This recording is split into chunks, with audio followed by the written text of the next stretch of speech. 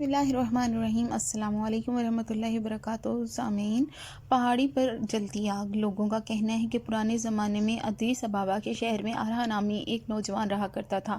وہ لڑک پن میں گاؤں سے شہر چلا آیا تھا اور ایک مالدار تاجر ہسپٹم ہسائی کے ہاں ملازم ہو گیا تھا۔ ہسپٹم ہسائی اتنا مالدار تھا کہ اس نے وہ تمام چیزیں خرید لی تھی جو دولت خرید سکتی تھی۔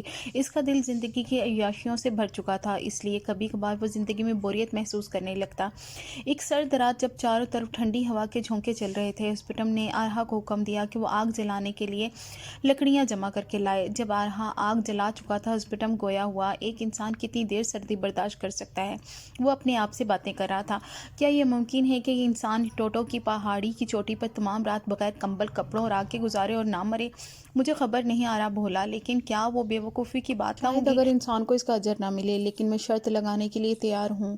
مجھے یقین ہے کہ ایک ہمت والا انسان پہاڑ کی چوٹی پر رات بھر کھڑا رہ سکتا ہے، لیکن جہاں تک میرا تعلق ہے، میرے پاس شرط لگانے کو کچھ نہیں۔ ہسپٹم بولا، اگر تمہیں یقین ہے کہ انسان ایسا کر سکتا ہے تو میں تمہارے ساتھ شرط لگانے کو تیار ہوں۔ اگر تم ساری رات ان ٹوٹو کی چوٹی پر بغیر کپڑوں اور آگ کے گزار دو تو میں تمہیں 10 ایکڑ زمین، ایک گھر اور مویشی انعام کے طور پر دوں گا۔ کیا تم مذاق کر رہے ہو یا سنجیدہ ہو؟ آرہا کو اپنے کانوں پر یقین نہیں آ رہا تھا۔ میں جو وعدہ کرتا ہوں اسے پورا بھی کرتا ہوں، ہسپٹم بولا۔ اگر ایسا ہی ہے تو میں کل رات قسمت آزماؤں گا اور پھر ساری عمر آرام کرتا رہوں گا۔ آرہا وعدہ تو کر بیٹھا، لیکن بہت پریشان تھا۔ اسے اپنی جان کے لالے پڑ گئے تھے۔ وہ جانتا تھا کہ پہاڑ کی چوٹی پر رات گزارنا بچوں کا کھیل نہ تھا اور اس سردی میں زندہ رہنا معجزے سے کم نہ تھا۔ آرہا اس شہر میں ایک مرد جہاں دیدہ کو جانتا تھا جو بہت دانا تھا۔ وہ اس دانا مرد سے ملنے گیا۔ بوڑھے شخص نے آرہا کی باتیں اور شرط سنی اور کہنے لگا، میں تمہاری مدد کروں گا۔ انٹوٹو کی پہاڑی سے چند میل دور ایک اونچی چٹان ہے جو انٹوٹو کی پہاڑی کی چوٹی سے نظر آتی ہے۔ کل شام جب سورج غروب ہوگا تو میں اس چٹان پر آگ جلاؤں گا تاکہ تمہیں وہ انٹوٹو کی چوٹی سے نظر آئے تو تم تمام رات اس آگ کو دیکھتے رہنا اور اس کی گرمی، حرارت اور میرے بارے میں جو تمہارا دوست ہے سوچتے رہنا۔ میں تمہاری خاطر آگ کے قریب ساری رات بیٹھا رہوں گا۔ اگر تم سردی اور تاریکی کے باوجود یہ کام کر سکے تو صبح بھی زندہ سلامت پائے جاؤ گے۔ آرہا نے بڑے گرم جوشی سے اس کا شکریہ ادا کیا اور ہلکے دل سے گھر چلا گیا۔ اگلے دن ہسپٹم نے سپہر کو آرہا کو اپنے ملازموں کے ہمراہ انٹوٹو کی چوٹی پر بھیج دیا۔ جو ہی رات آئی، آرہا نے کپڑے اتار دیے اور پہاڑ کی چوٹی پر ٹھنڈی ہوا میں برہنہ کھڑا ہو گیا۔ وادی کی دوسری طرف آرہا کو آگ نظر آئی جو اس کے بزرگ دوست نے اس کے لیے جلا رکھی تھی۔ وہ آگ تاریکی میں ایک ستارے کی طرح جل رہی تھی۔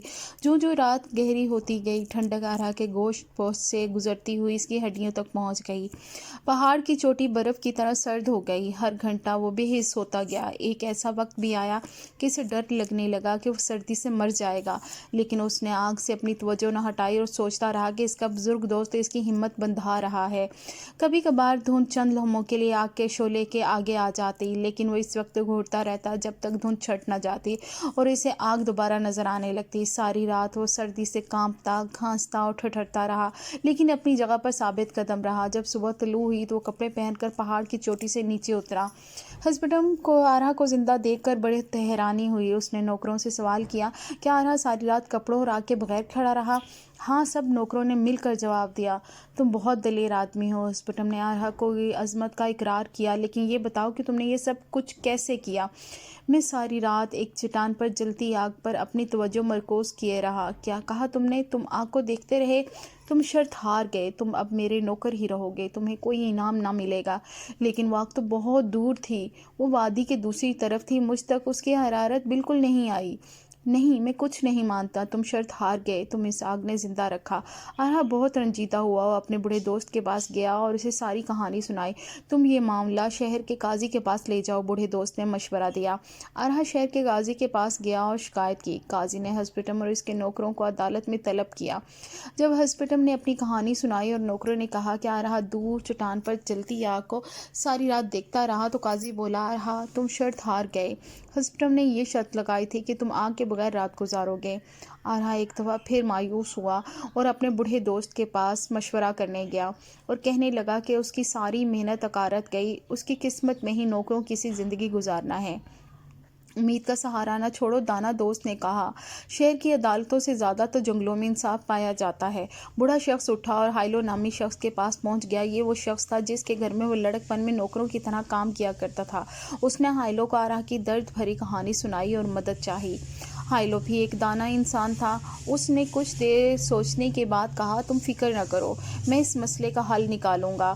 چند دن کے بعد حائلوں نے ایک شاندار دعوت کا انتظام کیا اور شہر کے تمام رؤسا کو دعوت دی۔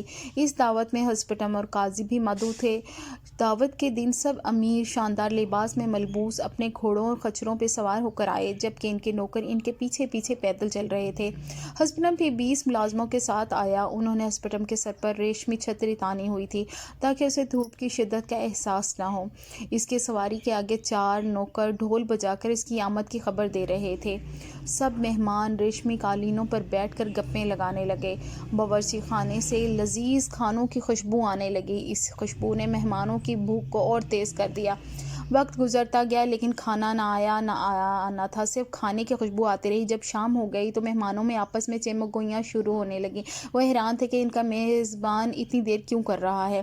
آخر ایک مہمان نے سب کی طرف سے حائلوں سے پوچھا، اے میزبان، تم ایسا کیوں کر رہے ہو؟ ہمیں گھر بلا کے بھوکا رکھ رہے ہو، کیا آپ لوگوں کو کھانے کی خوشبو نہیں آ رہی؟ حائلوں نے حیرانی سے پوچھا، لیکن خوشبو کا کھانے سے کیا تعلق؟